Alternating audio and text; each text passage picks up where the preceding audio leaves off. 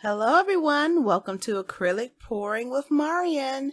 Today I'm going to teach you how to do a tree ring pour. Well, in this case, a double tree ring. Okay, so let's get started. First I'd like to show you my canvas. This canvas is a wooden panel. It is 12 by 12. I like the surface because it's very smooth and I don't necessarily have to use gesso. Now let's talk about pouring medium. Now pouring medium you can add to your paints like the Liquitex pouring medium, or you can just do like me and make your own by using Floetrol. Now while I was looking for an image for this Floetrol, I found this. What? Acrylic Floetrol? And I can't find it in stores anywhere. Anyway, my pouring medium consists of 70% Floetrol, 30% PVC glue, and 10% water, or 70% Floetrol and water, or vice versa. And I just stick it in this bottle. Now with my colors, I'm going to use Premier Acrylic Colors Violet, because it's pretty. And then I'm going to use Delta Cream Coat Acrylic Paint Bright Red. Going back to Delta, I'm going to use the Navy Blue. I'm also going to use the Artist Loft Acrylic Paint White. Now I'm mixing this white with the Deco Art Satin Enamels.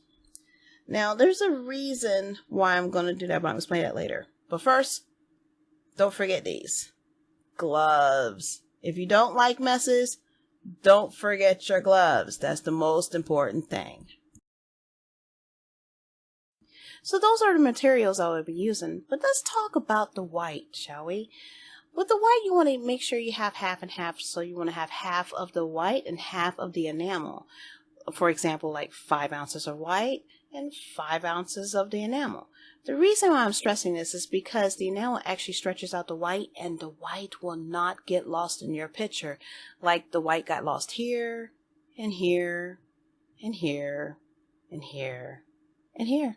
And yes, I did use white, and it's gone. If I want the white to really show up, I have to use large amounts, like here, and here, and here. But after a while, it becomes wasteful because when using paints like titanium white, it becomes expensive. Now it's time to talk about your paint mixture that you are going to mix your paints with. Like the white paint, you're going to do the same thing with the other colors, where you're mixing 1 part or half of the paint and 1 part or half of the pouring medium. It depends on how thin you want your paints, but you don't want it too thin or you're going to lose it. Now here I'm mixing up my navy blue, and I did put in my pouring medium, but I thought it was a little bit too thick, so I added some water. And honestly, I think I made it too thin for this, and you're going to see exactly why I thought I made it too thin. My red that I'm mixing up right now, I didn't add water to it, but it came out fine with the pouring medium. It's like a hit and miss with me sometimes. Sometimes I get it, sometimes I don't. Now you see that cup of white back there? Yeah. Remember I said that a little goes a long way with the enamel? Yeah. This is before I realized that a little goes a long way. So I'm so used to using so much white in paintings because I lose it all the time. I kind of made that big huge cup. Now watch me pour this stuff into my measuring cup here. Then I get ready to do my ring pour. And the first thing I'm going to add is the white. Whatever color you want to come out last is the first color you're going to pour in. Now you see this? Did you see how much white I just put in there? Oh yeah, I'm asking for it. I am so asking for it. But let's move on, shall we? Let's go. I put too much white in. Oh. So now what I'm doing is layering my paints. And now you can pour it just all in the middle, but I prefer to pour it on the side so it kind of looks like it's laying on top of each other. And it kind of makes, defines the rings more. But as you will see with this painting when I pour it, the white, yeah, you're gonna get an eyeful.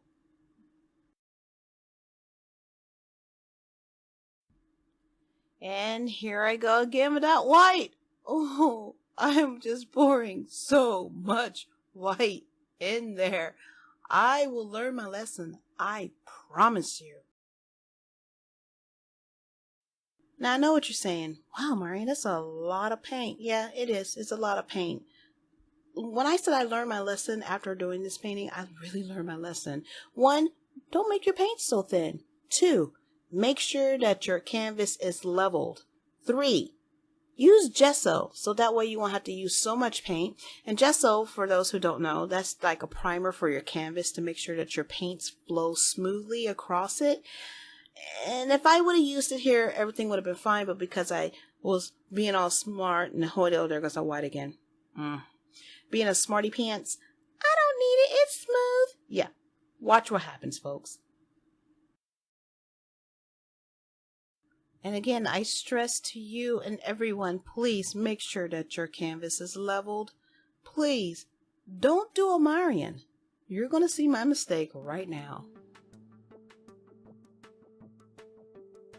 As you can see, the reason why this is called a tree ring pour is because I'm pouring it, and while I'm doing so, I'm making small circular motions to make the rings.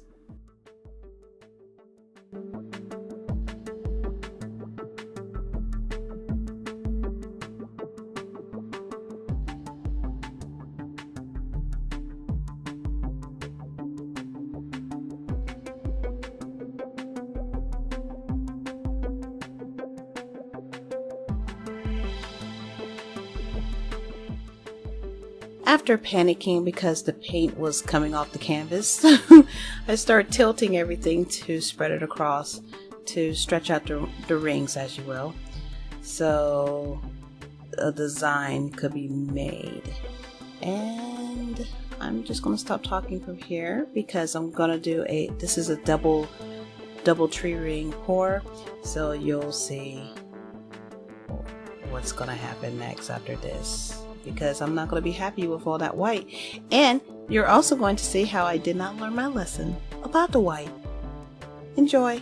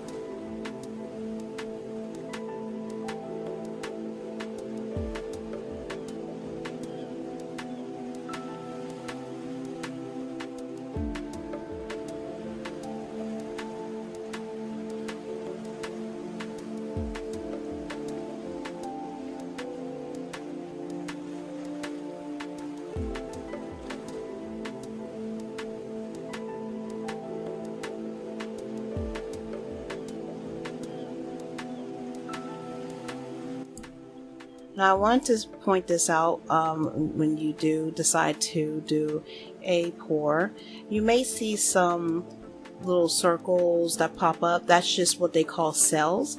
It's a design in the due to the reaction of the Floetrol and the paint and the water or whatever pouring medium that you put in there.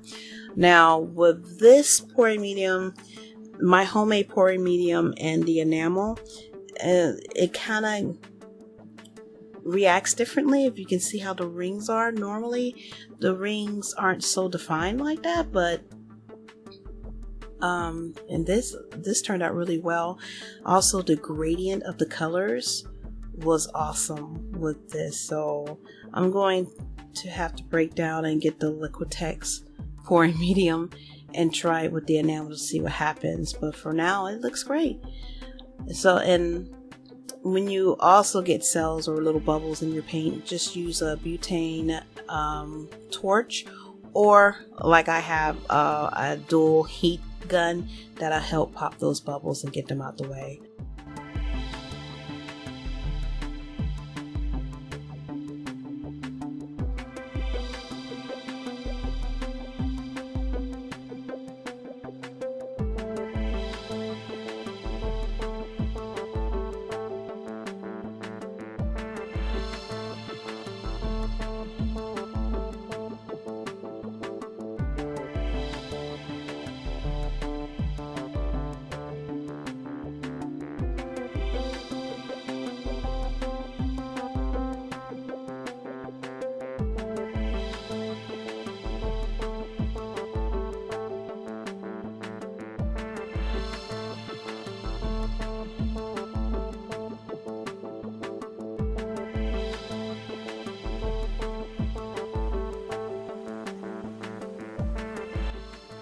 Now after applying some heat from my heat gun, I'm going to let this sit for about 15 minutes, and I'm going to come back to see what changes were made, because even now the paint is settling and a lot of changes could be made as far as colors, cells, or anything. So we'll be back.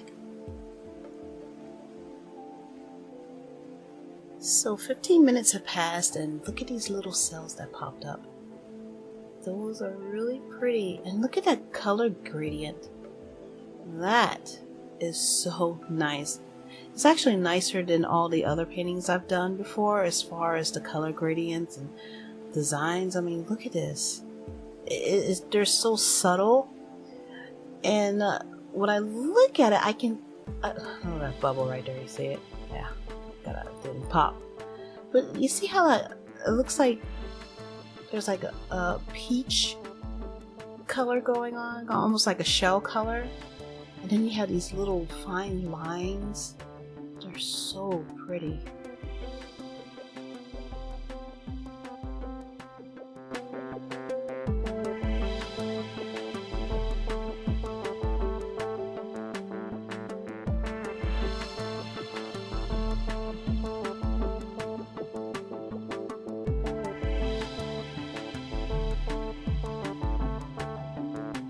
So here it is in the morning, and it's completely dry. I was so happy that nothing cracked.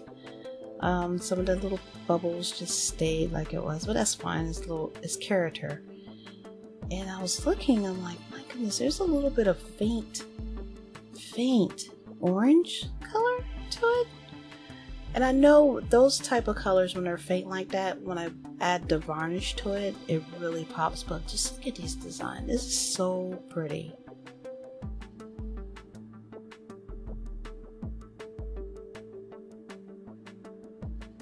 Now here it is with the varnish, and this is what I was talking about. The color just pops with it, and that orange popped out. It just looks so, you couldn't see it before, but you can really see it now. The colors are, I can't get over how the colors are, but it just adds a whole new dimension to it. It's pretty. It's very pretty.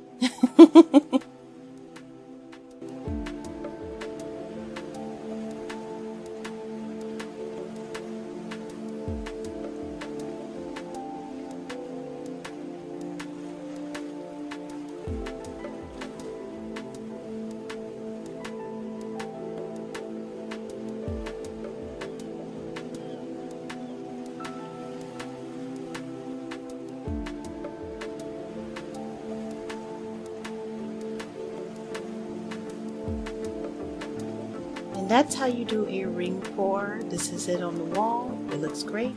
Thanks for watching. If you like what you see, please like and subscribe. And if you have any questions, please feel free to leave me a message. I'll be more than happy to help you. Or you can go to my Facebook page, which is Ship Me Productions. And we'll see you next time. Bye!